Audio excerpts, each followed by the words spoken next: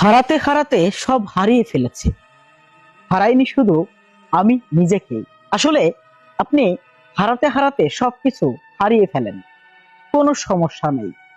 তবে নিজের মধ্যে যে আত্মাটা আছে, নিজের মধ্যে যে সত্তাটা আছে, নিজের মধ্যে যে সততা আছে, এটা আপনি কখনো হারাবেন না। আপনি আপনার জীবনের মূল্যবান সম্পদ, টাকা, সোনা গয়না সবকিছু হারিয়ে ফেলেন, সেগুলো আপনি আবার বানাতে পারবেন যদি আপনার মন মানসিকতা সৎ থাকে এবং আপনার যদি এগিয়ে যাওয়ার ইচ্ছা থাকে তীব্র, তাহলে আপনি এগুলো সবকিছু আবার কোনো না কোনো একটি সময় ফিরিয়ে পাবেন। তাই জীবনে যদি আপনি সব হারিয়েও ফেলেন, মন মানসিকতা যদি ঠিক রাখতে পারেন, আপনার সফলতা আপনাকে কখনোই পিছিয়ে ঠেলতে পারবে না। দিন দিন আপনার কাছে আসবে এবং আপনাকে জড়িয়ে ধরবে আপন মনে।